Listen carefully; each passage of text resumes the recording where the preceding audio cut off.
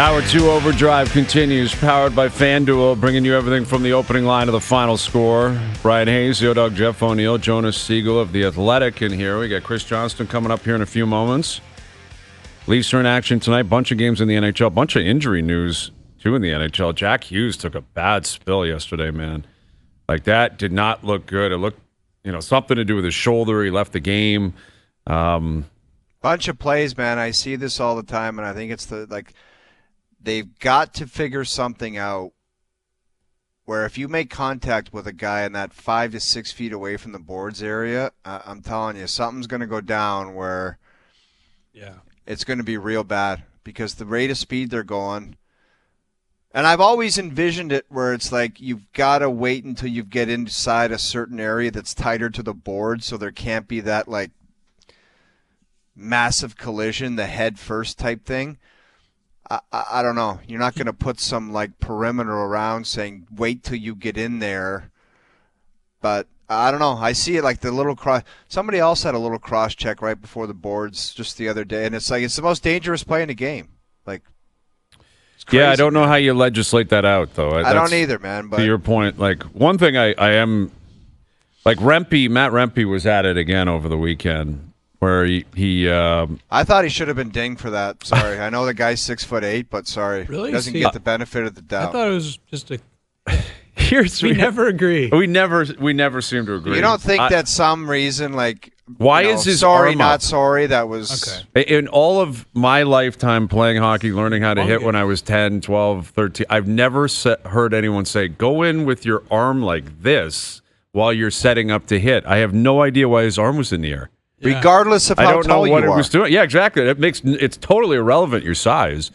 I don't know why his arm was in the air as he's flying in for the forecheck. People's elbow. Yeah, that's exactly what it was. And Blankenburg gets hurt, and it was a great tilt afterwards. But it's also, this is a guy who's been suspended multiple times for idiocy on the ice, doing stuff that is reckless. And I don't know. I can't understand the reasoning for why the guy's arm would be up while he's launching into contact there. And it's Rempe. So I'm not giving him the benefit of the doubt on anything. I don't know how he avoided supplementary discipline. My only explanation would be they're like, man, I want to give him a game or two, but it's Rempe, so I got to give him 15. And I can't justify 15. And this is the issue with the NHL. Yeah. With I think the stupidity of, well, he's on the books now, so we'll get... It's their books. They determine what goes in the book. And it's completely arbitrary, and that would be my guess. My guess would be man, it's a game or two, but it's Rempe, so I got to give him 15. So I'm going nothing, and now this is what you get. Is that a reasonable explanation? Yeah, I don't know. I don't like how they do it either, but I don't know what the way to do it is. I've thought I don't know what you think of this, Jeff. If they had a rubric where it's you do this, you get this many games. If you have a history, you get this many games added. If you've done it twice, you know what I mean? But they're supposed to do that. That's the whole point of what's your... No, yeah, exactly. If you got a track record, you're going to get dinged harder. I think he's already been dinged for 8 games. He has. He's been suspended multiple times, and the last one was 8. It was if you do it again, you're gone. But it's this. We have I thought that was going to be the one to say that's 10. That's exactly. Just 10. What's the point of being a guy that's on the books when you do something like this and they go, nah, that doesn't count. That's not what we're talking about. But that's what's so confusing. It's sometimes your history matters and then sometimes it doesn't. The Matthews thing. He had never done anything. He'd barely taken any penalties, but it's he's getting 2 games. It's well, wait. Mm-hmm. You said history matters, but same thing with McDavid. Anyway, I don't know. I don't understand it. Well, and that's the point when it comes to Matt Rempe that you would, and Ranger fans are going to whine and complain and say, well, he's under attack. And yes, because of his own actions. The guy has thrown some goofy hits throughout his career, and he's a dangerous player out there. And that's why other teams have guys in the lineup that are I got to go take care of this guy. No one else has that reputation in the league that I can think of where the opponent goes, I have to have someone in like Ryan Reeves or whoever it is that can go over and fight this guy because I'm anticipating he might do something stupid. And the definition of a repeat offender that's on the books comes flying in with his arm up. I've never seen that form in forechecking. That's Hanson Brothers stuff. Yeah, the Hanson Brothers hit like that. And everyone, I just think it's been silly. People saying the guy's 6'8". It's like, what is he? Like one of the who are the bushwhackers coming into the ring, like just moving his like no one skates around like that. You tuck your arm in when you're going to throw a hit. Like it's hitting 101. and this guy's flying in with his arm up. Like I don't know. And honestly I think the league is like, I don't want to give him 15 games. So we're just not going to suspend him. Yeah, we're going to pretend like it's okay. Joining us now on the Maple Toyota Hotline, here's our TSN hockey insider, Chris Johnston. Can you understand the reasoning from the league as to why Matt Rempe did not get any discipline whatsoever for that hit the other night? It can to some degree. I mean, I think the issue is that that there wasn't a lot of force delivered there, and obviously he's a big guy. I mean, it's going to continue to be an issue for him. I think they have communicated to him that he needs to be mindful about how he's delivering those checks, but I don't think that was one where there was too much malintent. And I mean, look, if Matt Rempe's coming up against me at 5'7", if I was ever on the ice with him, it's probably no clean way to finish off a check against me if you're in his shoes. And so I think that one was just on the line, and he was fortunate it didn't have any worse consequences or wasn't delivered any more forcefully. That's a dangerous precedent to say, like, he's waiting just to give a little bit more force. Like, to me, it's just letting the guy off the hook. I don't know. I've just seen the way he hits in the past, and hits like that, man, you don't deserve the benefit of the doubt. And I think they gave him the benefit of the doubt. Yeah. Well, I mean, look, I think that is part of it. And, this is going to come up again. I'm sure that when you have a player that big that's playing that style of game, I mean, everything he does is going to be under the microscope because he has been dinged with a few big suspensions. Well, and that was my point, CJ, is because they keep saying the next one's going to be bigger, now they put themselves in a position where they maybe didn't like the hit, but they also don't want to give him 15 games for it. But if that's the case, what's the point of having this whole repeat offenders thing if you're afraid to use it? Like if the repeat offenders only, now that really justified 15 games, so hand it out. What's the point of putting them on the books? I mean, I don't think they're afraid to use it. I mean, in this case, they just don't think he crossed the line, and that it was certainly, much different than the hit he threw earlier, that got him dinged earlier this season, where he was way away from the play, way away from the boards in a very vulnerable spot. I mean, I think in this case, some of it is clearly down to the height differential there. So, I'm not as worked up about this one. Like, I don't see a hit that needs to be punished in that case, but I mean, what it does remind me, underline to me, is just everything that Rempe does is going to be scrutinized pretty closely. Yeah, well, and I think he deserves it. Anyway, with Chris Johnston, our TSN Hockey Insider, we before we got to Rempe, we were talking about the Hughes injury, Jack Hughes. You heard anything on him, and what are they bracing for in New Jersey? I haven't heard anything definitive. I mean, it sounds like there could be a somewhat positive signs there, just in terms of it obviously looked horrible, but it was a travel day for the team. That play happened right at the end of the game last night, and so they need further imaging to get a sense of exactly what they're dealing with. But clearly the entire organization holding its breath when you have a player of Hughes' standard, and given that he had a shoulder injury last year and a shoulder surgery that kept him out for quite some time. I think that there was a lot of concern in that moment, which you saw in Sheldon Keefe's reaction. He thought a penalty should have been called. He was thrown out of the game, and but I don't think that there's any firm, idea just yet exactly what they're looking at. But as I said, maybe some small hint of encouragement that it might not be as bad as initially everything looked. CJ, Kelly Yarncroc coming back. How do you think the Leafs view this player coming back from injury? Is it like, oh wow, we've made a free trade that didn't exist, and we just got a great player, and he's going to contribute and be a part of the solution here? Or is it, welcome back, what are we going to do with you? I think it's somewhere in the middle. I don't see anyone coming out doing cartwheels and trumpeting this as a massive development. But clearly, I think Kelly Yarncroc, when he's been on his game in the past, I mean, he's better than players the Leafs have been playing routinely in their lineup this season. And so, to me, the biggest unknown or the question mark there is what version of you are you going to get? And I don't just mean tonight. I mean, as he gets his feet back under him here in the coming weeks before they reach the playoffs. Is it's been a really long layoff for a guy in his early 30s.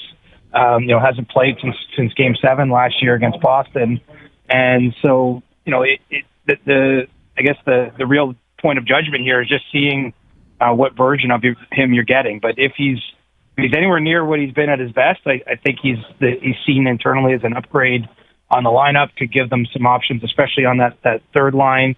And perhaps even if there's injuries, can be moved up a little higher than that for some spells. And he's got a little bit of offensive finish to him at times, but what they like most about him, he's a very responsible two-way player. And when we get into the playoffs, if he's part of that third line, I mean that's a valuable thing for the team to have. CJ, speaking of trades, this is your favorite week, I know, of the year. It's never-ending coverage.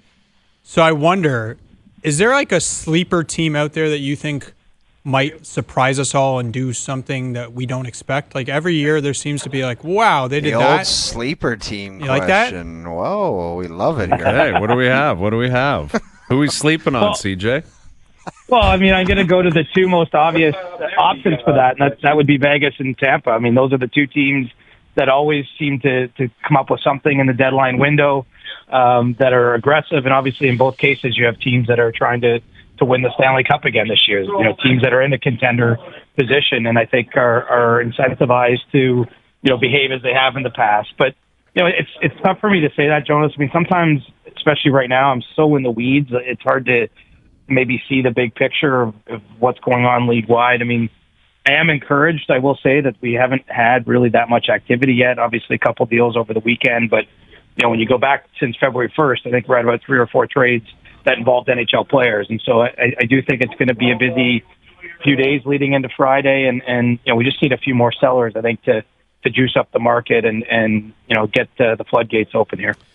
With Chris Johnston, something to chew on, brought to you by Boston Pizza, Canada's favorite sports bar. Enjoy $15 lunch at BP, where you get an entree, a side, and a drink, and you get it all in 20 minutes or less. So fast lunch doesn't have to be fast food. See you for a $15 fast lunch at your local BP. So we've been asking online, are something to chew on, brought to you by Boston Pizza. Does the Panthers acquisition of Seth Jones, and I guess you could throw anything Tampa does between now and Friday, put pressure on the Leafs to make a big move? How would you answer that, CJ? I don't really think it does. I mean, I understand where that thinking comes in, but, I don't think it really changes the approach or anything like that. It's not as though the Leafs were in the market on that player, and obviously Toronto is dealing with a pretty, infinite or finite, I guess, rather amount of cap space, and they're just looking to get the best team they can together with that cap space. And so, I don't think it changes anything. I mean, certainly there's a lot of internal pressure for a GM like Brad Treliving at this time of year. The Leafs look at themselves this morning, 4th overall in the standings. I think they feel good about what the team's been able to accomplish, especially given some of the injury issues that they've encountered this season and had to play through. But I don't think it's quite as simple as, a team makes a big move, now we got to do the same. Florida has been on the rise right now, and maybe if anything, it just sort of reinforces the idea of Toronto wanting to push here as hard as they can to win the Atlantic Division, because likely whoever finishes first seed in the division would at least avoid Tampa and Florida in the first round, which I think is a pretty good objective if you're on the Leafs end of things right now. How is the league responding to this Matthew Tkachuk long-term IR? Hopefully he returns for Game 1 storyline. Well, I haven't heard too much cynicism about it just yet. I mean, certainly we've been down this road with other players and other circumstances in the past, and I think what gives it credence, obviously, is Matthew Tkachuk didn't play the last 12 minutes. This is the first game against Canada at the Four Nations. He sat out the third game by the U.S., and then he played, 7 minutes total in the final. So, we know what that tournament meant to him, how he would have done anything he could to be on the ice, to be a difference maker for Team USA. And it's a gift for the team, CJ. Like, it's a gift. Like, I'm not a gift, but it's like a layup where it's like, oh, you're hurt, you're going to be out for a bunch. Well, you might as well be out for the whole thing. Well, you're saying it, and I think it's fair. It's a gift at the deadline, but is it a gift? What version of, is Tkachuk going to be ready to play on when the playoffs begin? Is he going to be effective at that point in time? I mean, it's hard for me to sit here and argue the Panthers are better off without him. But certainly it opens up this window now where they can be adding and doing things. But, I want to see what it looks like on the other side because, it's clear that Tkachuk is dealing with a legitimate serious injury. And, while they hope he's back for the start of the playoffs, I don't think that's a foregone conclusion at this point. I think it's, he's looking at a pretty significant recovery period here.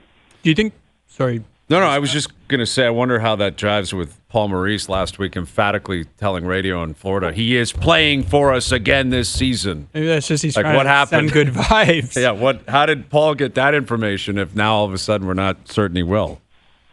Well, I guess the playoffs is what they would count as this season. I mean, look, they're planning on playing right through till June again. So, I guess it depends how you define that. But, I think it was pretty clear, quite honestly, for Tkachuk leaving Boston that he was likely, out for 8 weeks or so at that point in time, at least. Obviously, he's gone and got subsequent testing and they've done a little bit more of a thorough exam on him. But, I don't think anyone, I didn't see exactly what Paul said. I read those quotes, but the truth is I don't think anyone within the Panthers organization expected him back anytime soon coming out of that tournament. Do you think we ever see a day where that's not allowed? I don't know how they would do it, but do you think it's something ever legislated out where you can't put a guy on and then, I don't know, bring him back for the playoffs? I don't know how you would do it. I do think it's possible, Jonas, just because it's been discussed. You know what I mean? Like some GMs don't like the idea that you can do this. I mean, it's come up at GMs meetings the last couple of years.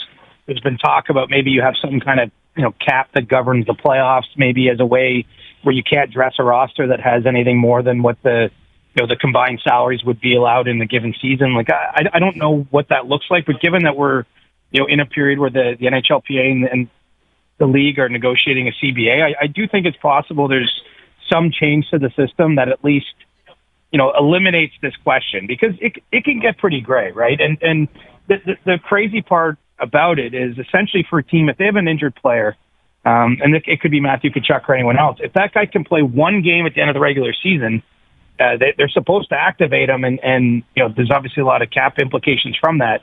By holding him out one more game, you get his entire salary through to the playoffs, and then you can basically have an unlimited amount of salary on the books in the playoffs. It doesn't necessarily make a ton of sense, and obviously we have seen some teams game it. As I mentioned to Hayes, though, I really don't think that's the case here with Florida. The feeling, is that this is something pretty significant that Tkachuk's dealing with, and I don't know that we definitely see him roll out game one of the playoffs and have 3 points the way we've seen some players do it in the past. And so, it's a tricky one, but I think we will see a change at some point because there seems to be, a league-wide thought that might be the way to go. With that in mind, this Evander Kane story is going to be fascinating between now and Friday because, explain it to everyone first. Like, and I'd like to know the skinny on it. Like, is it, well, he's ready to go and they don't like when he had the surgery, you correct me if I'm wrong, CJ, when he had the surgery, for starters, he had it pretty late, right? There were all summer, people were kind of going back and forth. He had it. The original timeline, my understanding was he could be back kind of early into the new year. Yeah. Like that was kind of what they're like 4 to 6 months and maybe January was coming up. And then there was some sort of pushback on that it was unlikely he'd be back in January. Clearly that was accurate because we're into March and he's still not back. But now it's a scenario where you might be having a little bit of a game of chicken here where the Oilers probably thinking this is in our best interest to keep you on long-term IR until the playoffs. And then we can use that money maybe to acquire pieces between now and Friday. But I read an article today that there could be some pushback from the Kane camp, CJ, because he wants to play. And if he feels like he can play with 8 to 10 games to go, he's going to want to do that. Is that your gist of it? And if so, like who wins that battle, Evander Kane or the Oilers? It's to be determined who wins it. I mean, I think you've summed up the highlights pretty well there. I mean, where some eyebrows are raised, if you might recall, is he had a second procedure, had a knee procedure done in January after the initial surgery. And so I think at that point, a lot of people were thinking, oh, okay, this is something that was done, with some eye on keeping him out through to the playoffs. But, Evander Kane himself has, put video of himself up skating on his Instagram account, to, I guess, show that he was on his way back. And it does seem as though, he's trying to trend towards a return at some point before the season. And obviously the Oilers are sitting here, having to plan their cap in a certain way. They're like a lot of contending teams, considering adding players, adding salary at this deadline, and need to know where that's going to go. And where it's ended up now is they've at least started gauging what the market might look out on, potentially moving Kane, because he had a full no movement clause that turned into a 16-team no trade clause essentially on March 1st. And so, I think that there's a scenario to remove any uncertainty, perhaps where Edmonton finds another home for him. If that doesn't happen, then it really gets interesting in terms of what moves the Oilers make or don't make, how they navigate this, because, obviously they're looking to spend right to the cap, and we'll need to have some certainty that Kane isn't coming back, because frankly, you can't activate a player and be over the cap, and there's only so many mechanisms to get rid of guys between now and the end of the season. So this is the script here is still to be written.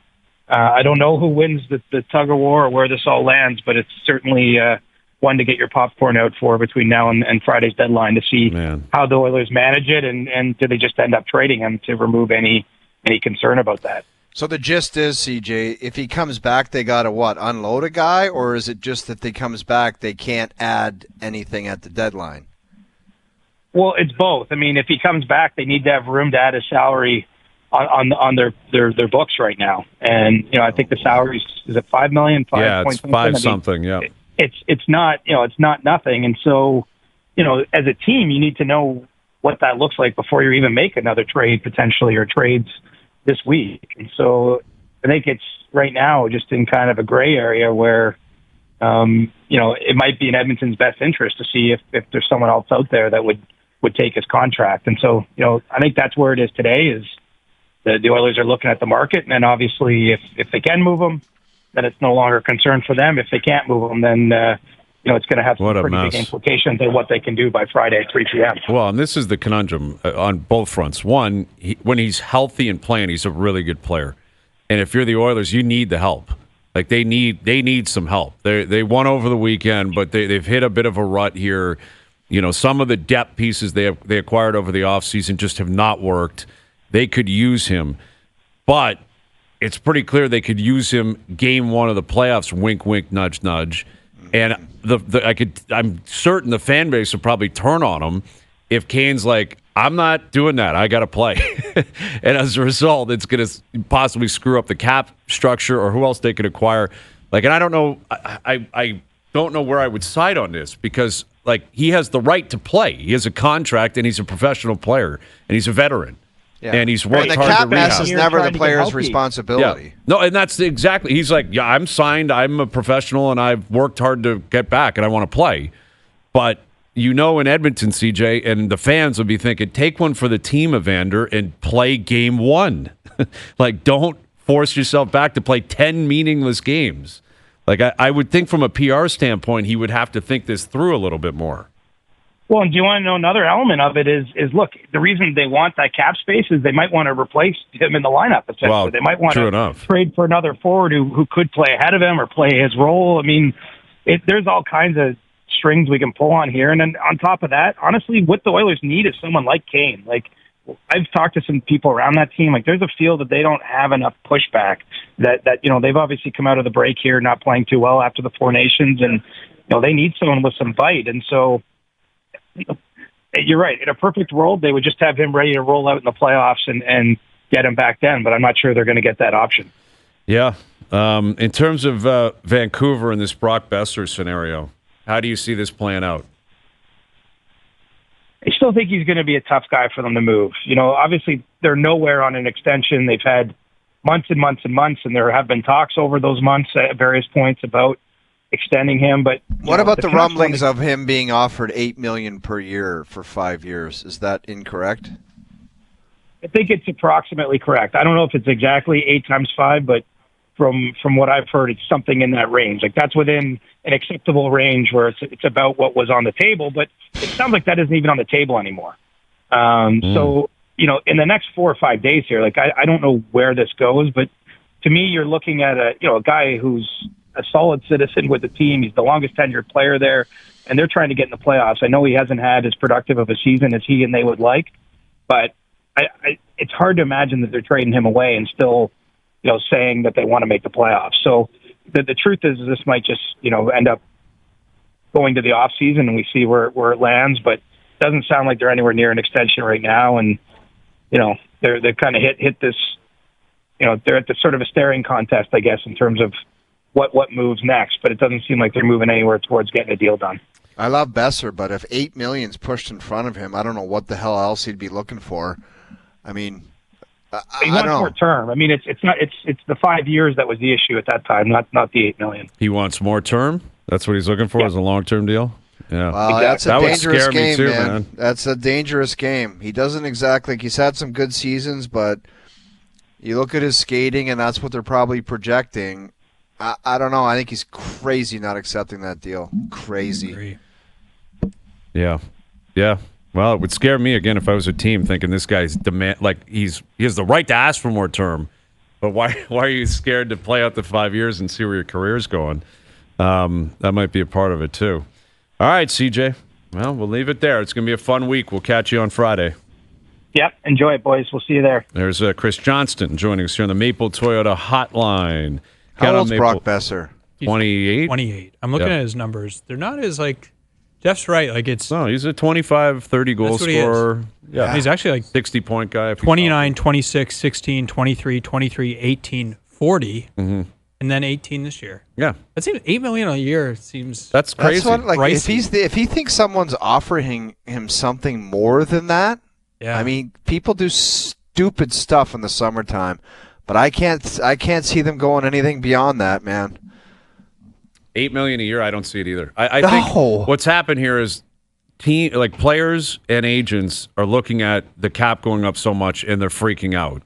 And they're saying, well, there's so much more money. Look at in 3 years, it's going to be 100. And I think teams rightfully are pushing back and saying, good for you for seeing that and hearing that. It's not going to apply to you. That's right. And that could happen to Brock Boeser, where he could have a 3-year deal offered to him in the summertime. And it's like, we don't care what you thought you were going to get. That's what we're off. There's been countless examples of that. I'm not saying it's definitely going to happen to him, where you hear a guy turns down, Dave Bolin types and it's the old Dennis Cody Schroeder, Franson and where the Dennis Lakers Schroeder, offered him that crazy contract. He's like, no, I'm good. And then I think he got a one-year contract with the Celtics or something. Yeah, and he's bounced around ever since. Absolutely. Where, again, you get hurt down the stretch or something happens. It's like you turn down $40 million guaranteed to stay where you're loved and everyone knows you. And John Klingberg is a prime example. Yeah, good one.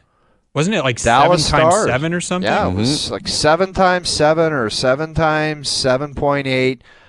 And he wanted more. I don't know who the hell was directing traffic there, the player or the agent. But he left that. And, he signed a 1-year deal. Yeah. For $4 million. $5 million in Anaheim. And then he was... Oh, yeah. Blew out his hips, and he was PTOing in Toronto and PTOing in Edmonton. Yeah. I think he got $7 million in Anaheim that first year. Yeah. And then no, he didn't. It was 5. Okay. It was a 1-year, $5 million deal in Anaheim, and then 1 year, 4.5 or whatever.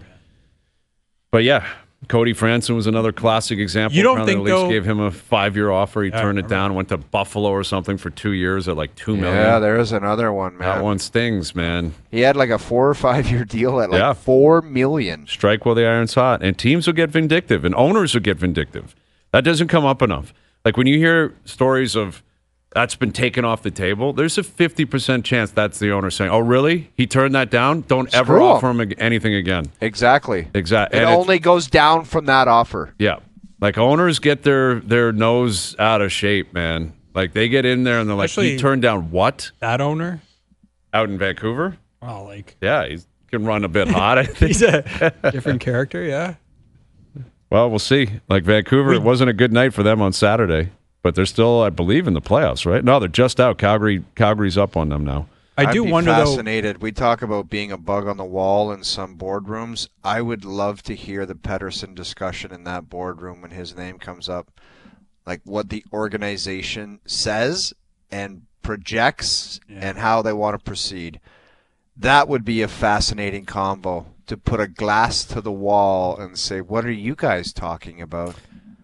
Yeah, why don't we come back and get into that? Because I have a few different options I'll lay out Few different. It's a new segment. What are you guys talking about? Okay. Is it this or is it that? Okay, we'll come back and play. What are you guys talking about? All right, because I got a few different examples in a few different sports. All right, we'll get to that. James Myrtle coming up. We got Ryan Dempster on the show in an hour. Best bet still to come as well. Overdrive continues. TSN 1050 and on the TSN app. You guys want to hear some nightmare fuel? Yeah, what do you have? My wife on the weekend went to this little cat exhibit thing, get some toys for the cats with her girlfriend. Big thing, like exhibition, like it was, it was a cat expo. She returns home and says, there's like a best in show for house cats, and I'd like to put Fred in next year. But I'm not comfortable around people. I'd like you to be the one to show them. And she grabs like an imaginary cat and she goes, there's only like a couple of poses you have to do. One is holding it up and then one is to the side. And I'm trying to digest this and my blood is boiling thinking of you and Noodles in the stands while I'm showing off the cat. Well, I can give you one guarantee that if you're in that thing, I will be there. Like it is 100% guarantee. I don't care what is happening in my life, what is happening in the world. If you are parading a cat around. Your daughter's got a playoff hockey game, and I'm in the best in show. You're coming to I'll the be cat. there. She'll understand it. She'll get it. And as she ages, she'll go, I appreciate that you went to see that and did that because the content, I need to see you doing this because I've never heard of this with cats too, right? Like I've heard it with dogs and there's different breeds of dog. What the hell is a cat going to do that's going to like be at all impressive? Well, that's my what can biggest a cat do that concern impresses because people? my wife was explaining that the cats were so calm and they're just kind of staring into no. My cat would run so fast and so far, I'd never find him again. So there's some hurdles here. So but the way she who's worded training Fred? Like you would have to be trained because this is where I think he's not trained for this. But that's what I'm saying. But it's a house. I don't think the other ones are too. It's a house cat best in show. And she's like, our cat Fred is so good looking, I think he'd win it. I'm uncomfortable in front of people. I'd like you to show him. Like she's some kind of breeder or something. Yeah. I almost passed out, man. So do you have the info on what this is, Doogie? Like this is something that happens annually in Toronto? See if you can find out what O's talking about here. Because I've never heard of this. Like Jonas, I know dog people that they can't wait to get their dog out, right? They can't wait for everyone else to enjoy their dog. And I get it. If you're a dog person, I guess there's something to it that you find compelling. I personally, it's not my thing. I don't really care who wins best in show. Yeah, it's not. I don't care that what your breed is and what they do and the fact that they can walk around and I could care less about they any sit of it. properly. It's completely irrelevant to me. I couldn't think of something I care about less. Unless it's a cat.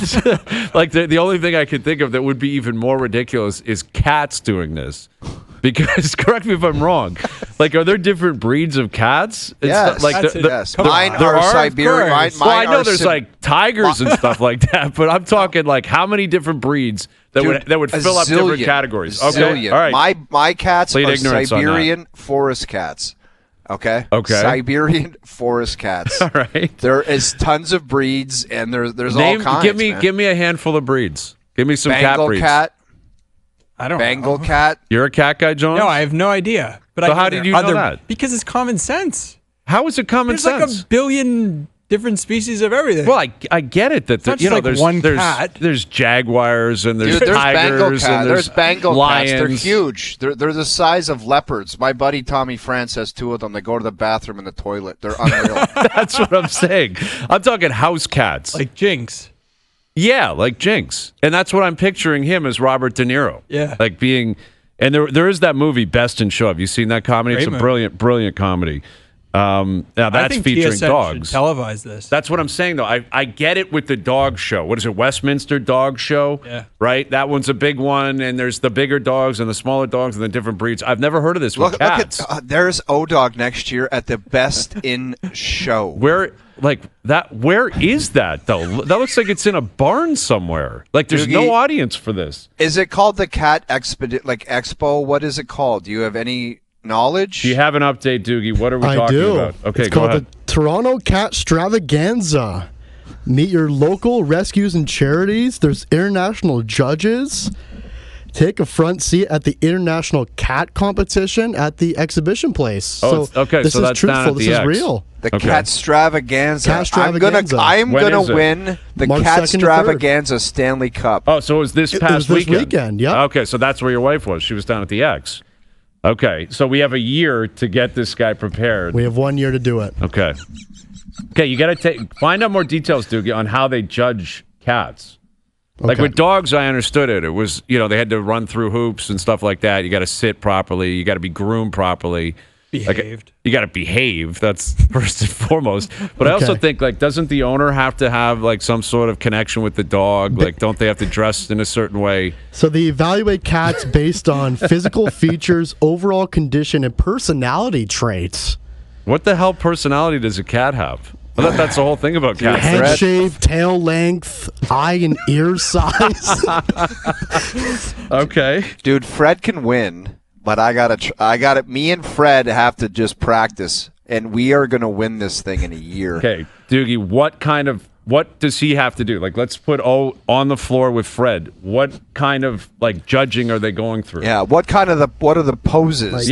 What does he have to do with Fred? It's just the look of the cat, essentially, based on There you go. the Look at- overall health and condition. Is the owner holding the cat? Yes, Yes. yes, Yes. That's, Oh, that's, so It's that's like not a fashion show. Yeah, okay, that's a little bit different because the dog show they're actually walking and running and doing stuff, right? And they're not on a leash, and that's the whole point that they listen to instruction.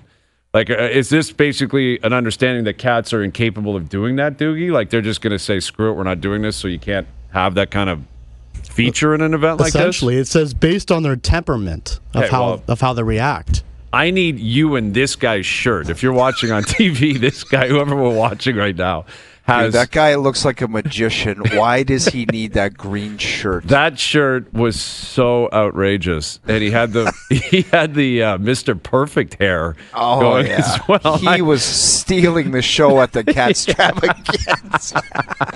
That guy had other plans to take over. Dude, if I win the cat was Cat secondary. Extravaganza and knuckle up with that guy on a pick, dude, that is a victory. Yeah, I picture us doing the show down there next year. We'll get it going. Both days, Saturday, At the Sunday. X. We're on the concourse floor. Dude, I'll do it. running I'll the do a Saturday. operation. I'll do a Saturday show from the Cat Stravaganza. So will if you're I. in. Hours, dude. Hours. I will marathon down at the Cat Get Stravaganza. the Gap Man. Get the ice cream truck down there. We'll pull it right into the building and just fire up an OverDrive Weekend Edition. Absolutely. So now I'm getting cat people that are jumping on me. Oh, no, dude, I've disappointed they'll cat burn your people. car down, man. Yeah, I've got someone writing in cat breeds on the fly. Tabby, a Siamese, a Persian, a Bengal, Yeah. a Ragdoll. That's not true. I feel like I'm getting duped here. Is that true? Yeah, it's a cat, man. You don't know that. Dude, I swear The hell on do my you know life. Just about like cat John breeds? Klingberg signed for $5 million, I know that there's a ragdoll cat because people ask me if my cats are ragdolls. Oh, okay. So within the cat community, people are picking off different breeds. I don't know why I've never experienced this. What do you mean? Well, Why because would you with have dogs, experienced I get it with dogs. That's a big part of the icebreaker with dog people. Hey, Dude, what, if what I don't kind of go in the breed is that? competition next year, I'll meet you and your kids down there, and we'll all go to the Cat Expo. See if they Okay. like it. Yeah, listen, I don't want. This is That why that doesn't would be sound like a dangerous. fun for me. afternoon. Sounds horrible because what's going to happen is my kids are going to say, "Well, we want to get a cat." And I have no interest in getting a cat. Yeah. So I don't really want to do that. Are you going to be okay with getting recognized down there?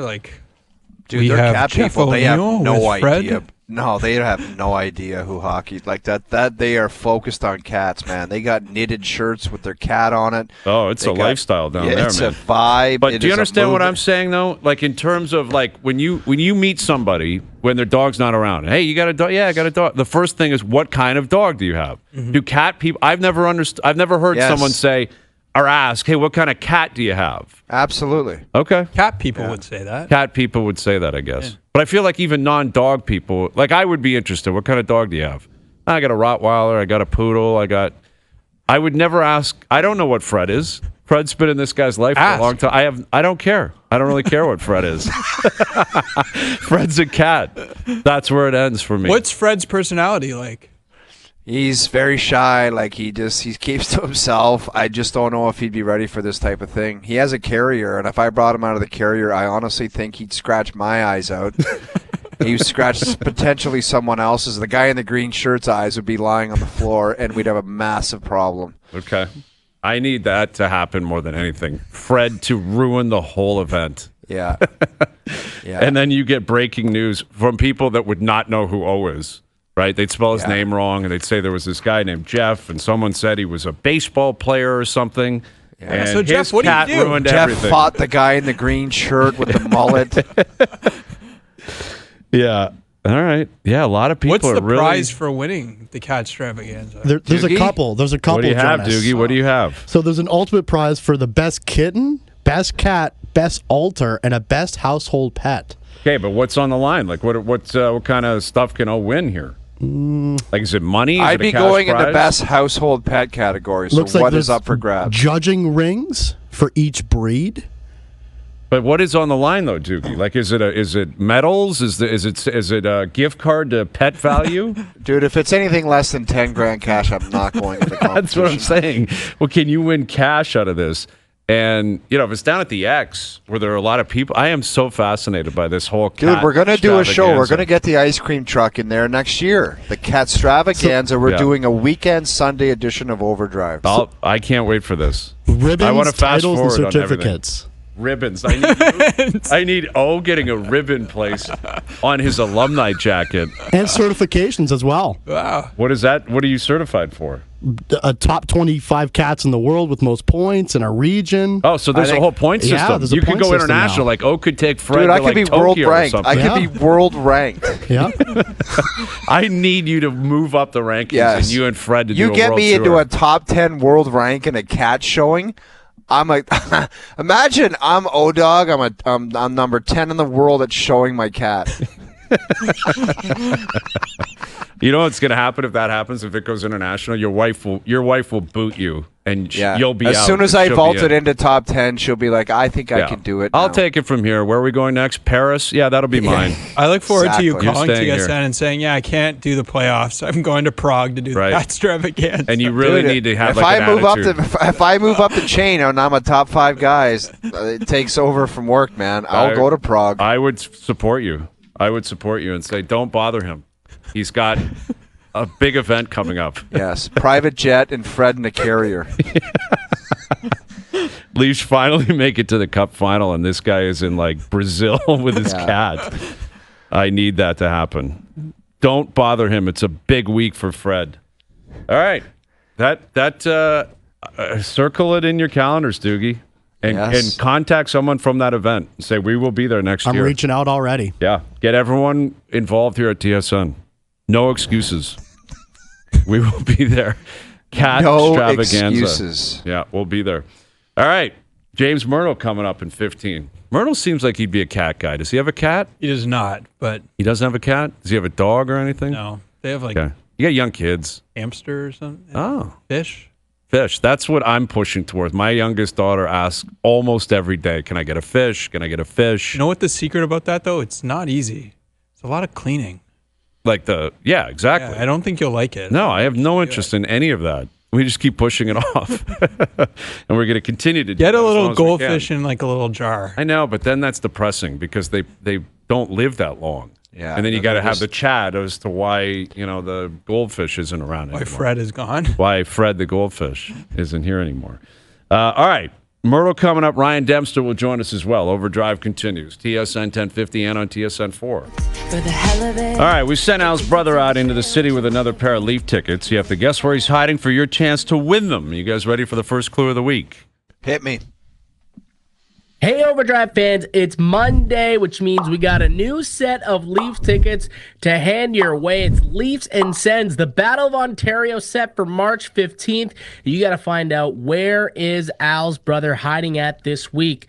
Here is your Monday clue. I'll be heading west of the downtown core, roughly 15 kilometers or so from Scotiabank Arena.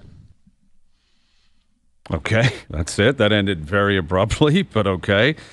Tune in tomorrow for another clue. The first caller through on Friday with the correct location wins a pair of tickets again to see Leafs Sens.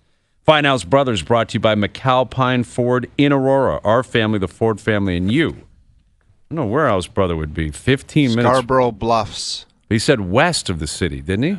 Didn't you say 15 kilometers? West of the city. Yeah. Kilometers. Sherway Gardens, maybe? Is that Pearson? Maybe. Pearson's Leafs practice kinda rink. northwest. Could be. That's probably where he is. Could be at the Leafs practice rink. A little further. Yeah, maybe. Maybe is Toronto Golf Club down there? Could be down there, right? I don't know, something west of the city. We got to get into the golf scene over the weekend with you need one of those hats that Highsmith is wearing on tour.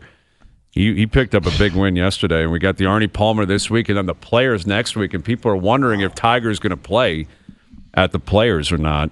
I don't think he does, man. I'm not sure he does either. I think he's scared to death to tee it up right now. That's my honest opinion. I think he's afraid of what happens out there with those guys in the course and what he does. Yeah, last year it was ugly for him. Like it actually really got ugly on the course. To the point where I think he was kind of embarrassed. He was obviously missing cuts, and we saw what happened at the Masters. He finished dead last, and on the Sunday it was really ugly. He has no health. He never plays, and he's almost 50 years old. Yeah, it's not a good scene. I think you're onto something there. All right, James Myrtle, Ryan Dempster, and our best bet still to come. Overdrive continues. TSN 1050 and on the TSN app.